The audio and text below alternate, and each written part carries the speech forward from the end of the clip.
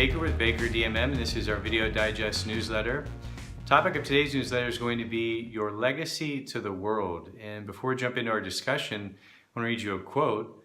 Quote states, "Remember, it's not what we leave for others that matters, it's what we leave in them that matters the most. Possessions and wealth do not make a true legacy. It's about leaving behind the essence of your authentic soul. That's what the world needs from you. So serve others by leaving behind the best and most beautiful parts of you. Today and every day, create your legacy." And that was by Lisa Haisha. And Lisa was also the author of the article that I originally read. And if you scroll below the video, you can actually see the link to that article.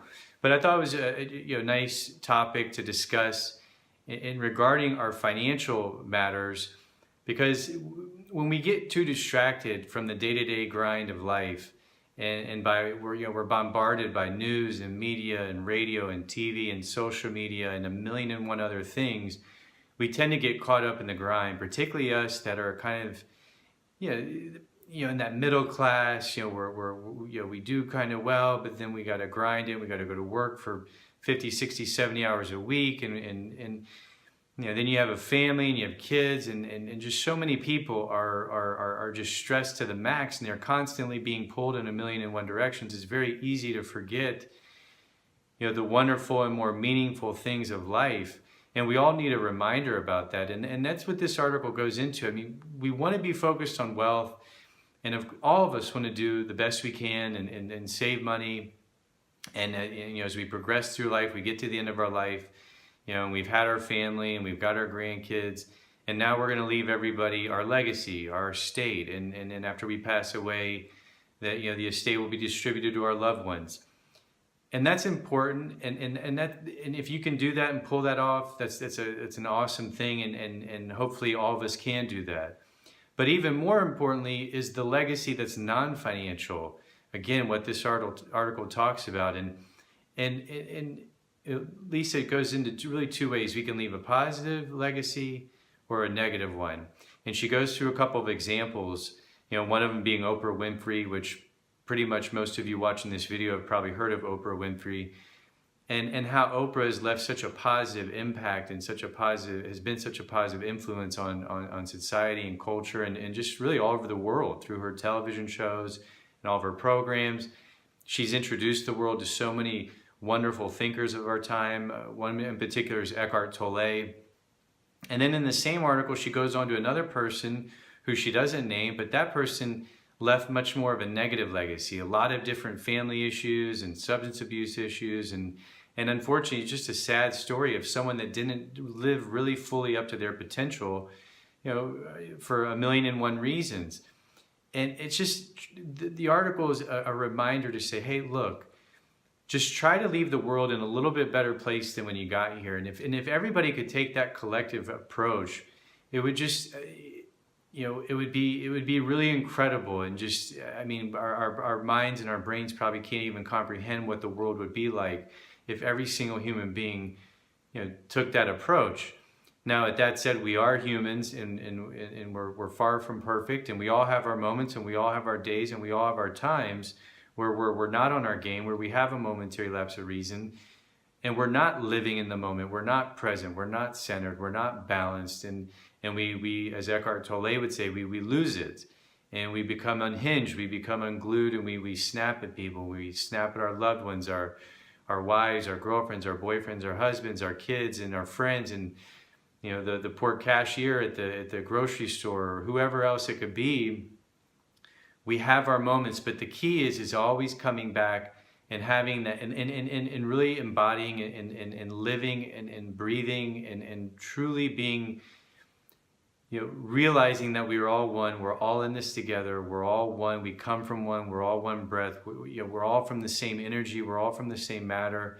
Operating from your present state, from your centeredness, being balanced, and just, living and breathing and really believing it. And whatever your religious beliefs, you could be atheist, you could be a million and one things, but if we all can just take a step back and meditate and breathe and know that we're all in this together, we're all one, we all come from the same thing, and as the article says, operate from your authentic soul.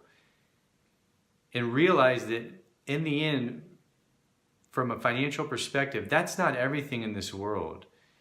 You know, just focus on being the best you can be, to be the best human being you can be, to leave the world ultimately in a better place than when you got here. And everything else will fall in line, because if you're operating from your present state, living in the moment, being grateful for just being here, and being in wonder, just, you know, in awe of the universe that we live in, that we live on a planet that's floating through space. You know, we've got oceans and we've got air and sky, and we see the sun and the stars. Appreciating these things and expressing gratitude and being centered and balanced, being your authentic self, is going to allow you to be more centered in your thinking, and it's going to bring more balance to your life, and you're ultimately going to make better financial decisions, because you're going to be able to take in data, you're going to be able to process that data, and then ultimately make a decision based off of that.